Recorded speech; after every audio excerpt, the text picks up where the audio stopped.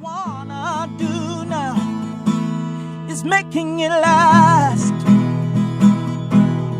Mothers and fathers, sisters and brothers, friends forever, strengthening the ties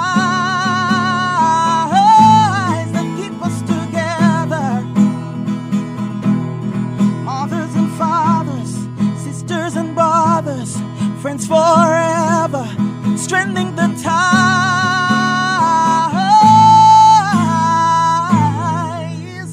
that keep us together.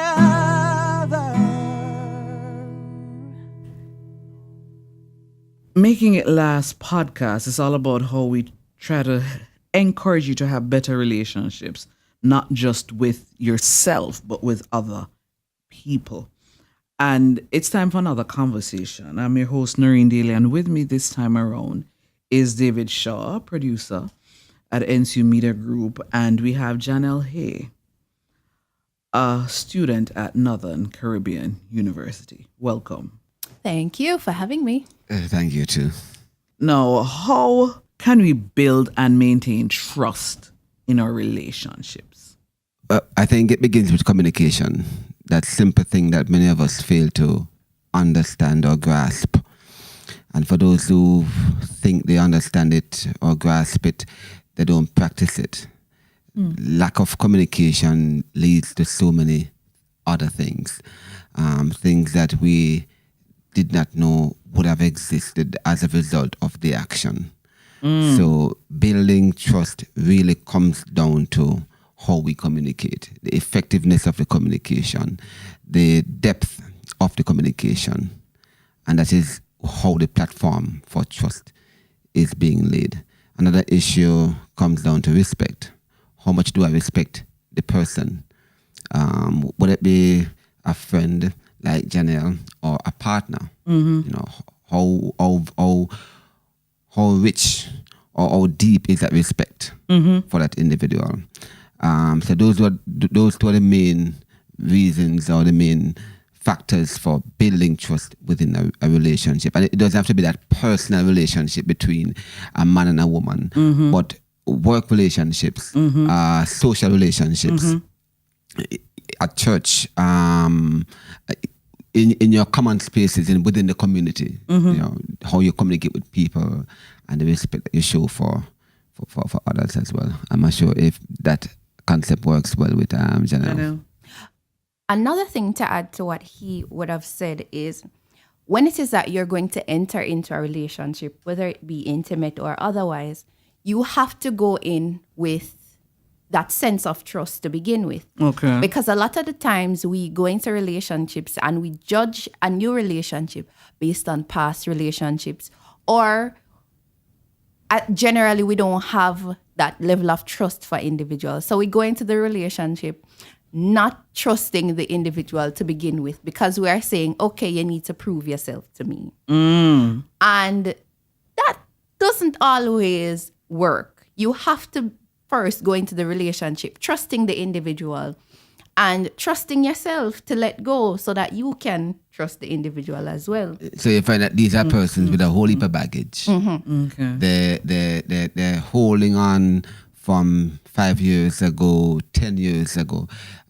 There's a new campaign, Let Go, which a lot of us need to do, you know. And the concept of letting go is not just within a specific situation or relationship. It's letting go of so many things that we can now hold on to or embrace what is now new in front of us. You know, so it's a holistic approach to letting go that some of us need to take in order to move forward.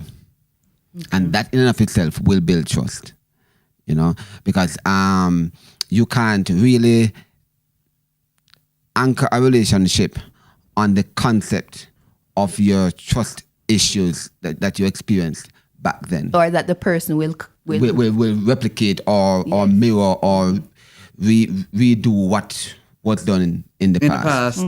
Yeah. Okay. Now, anything else about how we build? Because David, you've said the whole idea of ensuring that we communicate. And it's not just communicate, but making sure that it's effective, because there is a difference. and the whole idea that you must have respect. Janelle spoke about the fact that how you must enter you with a sense of trust in building. You still have to enter with a sense of trust in terms of relationship. Anything else in terms of building the relationship before we go on to the other aspect of maintaining? Anything else in terms of building? I always say, if you are associating with someone, there must be something of value that you bring to the table. A friend of mine, in sharing her situation with me recently, she was saying that in her relationship, she's not seeing any progress in the relationship. I'm not sure if the person was bringing any substance at all to the relationship. So you find that will affect trust as well when persons feel stagnant within the relationship. And because stagnancy do have a significant role to play. If I'm at advancing, it doesn't have to be just materially. Right. But how can you help me become a better student? Yes. Janelle is a student, for example. I'm a friend. I'm not contributing in any way, shape, or form to our academic aspirations and so on. What role do I play? I can't give her money. I'm a bum, for example. I'm just a good joker. I'm just a humorous guy to be around. But how does that add to her development overall? And that in and of itself can lead to the whole issue of trust. If you get what I'm saying. So that we also need to take into consideration as well. How do we contribute? How do we add? How do we improve one's life? Janelle?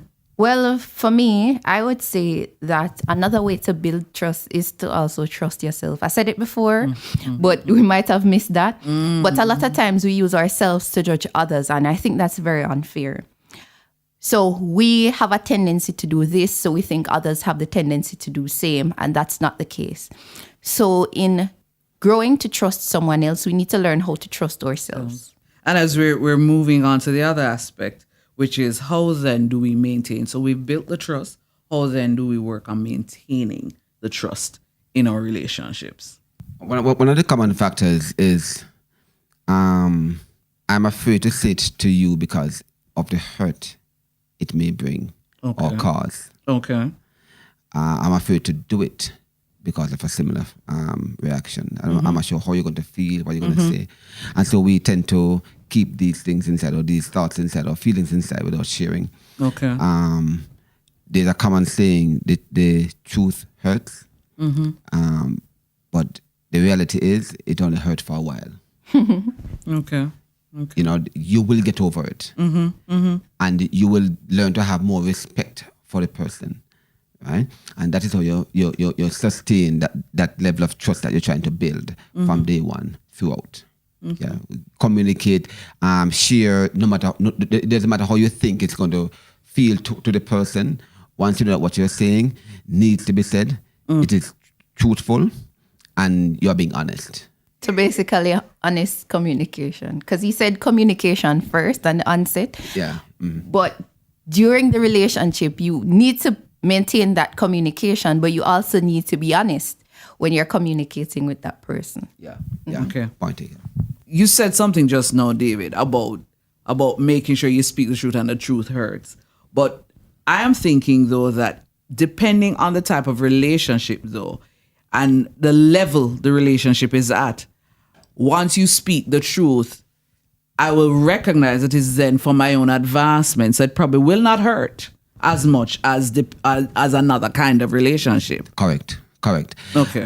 Because as you know, there are different levels of relationships. Good. Right. Good. And sometimes there are times when there are things that you don't need to say, because saying it may turn out to be destructive to the person, which is why the whole issue of knowledge and wisdom and understanding the person that you're in the relationship with. Exactly. Because there are different people who you are having relationships with. That's correct. And if I know that you're the kind of person who, if I say to you that, listen, I'm not sure if I like the color of your blouse.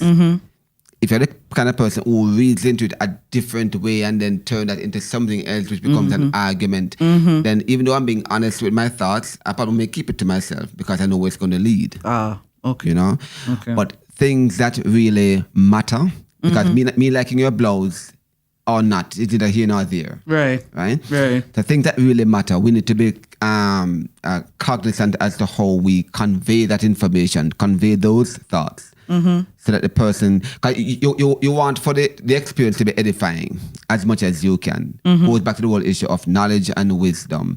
You know, the wisdom is, how do I share this information, right? Especially, as Janelle said, based on how much you know that person. Right. Yeah. Right. One of the other ways that we can maintain trust in a relationship is actually spending time with the other person. So spending time doesn't mean you have to make time and schedule time, but talking with each other. Yeah. WhatsApp, Facebook, Checking in. maintaining a relationship. Yeah. You get a feel of the person, and the person gets the opportunity to be more open with you. So if it is that you're going to be very distant in the relationship, there isn't any time for the relationship to grow trust. Right. So you have to spend time getting to know the person, getting to know their likes and their dislikes, their attitudes and their values. Because in knowing their values, you'd know, is this person going to be truthful? Is this person going to be honest? Is this person, as you said before, is this person going to build me? Right. And we're not just talking about personal relationships. It goes back all the way right to the community level. Definitely. Where the neighbor versus the neighbor and the neighbor. You know, don't just be a neighbor. Don't just lock your door. Probably check in and say how your neighbor is doing, and so you build that relationship. So that when you're out in Mandeville, for example, it's about to rain. Your suit for the wedding tomorrow is on the line because there's no relationship or trust between you and the neighbor. Then it stays on the line and get wet. That's right. So that's simple conversations. How are you doing? Because you never know where that conversation will lead across the journey of life or along the journey of life. You never know. Yes. You know, and that is how we build trust among people. Yes. We've said a lot, but as we're wrapping up, we've said that we need to make sure that we're letting go in terms of the maintaining of the trust and relationship. We need to speak the truth. And Janelle said spending time. But as we're wrapping up, anything you want to leave with our listeners, David or Janelle? Because somebody might be thinking, I said all of that. But what if they got nothing else from what you said just now? What is the one thing you want to ensure that they get before we close this podcast? Trust is a process. Okay. And it is something that you build, you know. You may have had your experiences with somebody else. It doesn't mean that on this brand new day it's going to be the same experience with that brand new person. So let go, let God, yeah. And as you continue on your journey through life, just try to focus on how you can make it better, how you can make the life or the experience of someone else better, right? Just leave everything. You play your part. That's right. In dealing with people, and then as they talk about karma, then it will come back naturally back to you. You know, so just play your part, and you'll be fine. I'd say learn to trust yourself and don't use yourself as a marker for others. You then get to gain an appreciation of other people. I've realized it's very hard to trust yourself. You say, okay, I'm going to get up at 6. And then you say, oh, the bed feels nice until 6:30. So you don't trust yourself genuinely. And that's why sometimes we put so much timers on our phone to wake us up, because we don't trust ourselves to get up at the time. So our trust of ourselves interferes with our trust of others. All right. Thank you so much, Janelle and David. And I am hoping, I trust that any and everybody listening got something to apply to ensure that they have better relationships with others. This was the Making It Last podcast, and our topic was how to build and maintain trust in relationships. I'm Noreen Daly. Until next time. I loving you. Mothers and fathers, husbands and wives, sisters and brothers, friends for life, won't live in the past. All I wanna do now is making it last.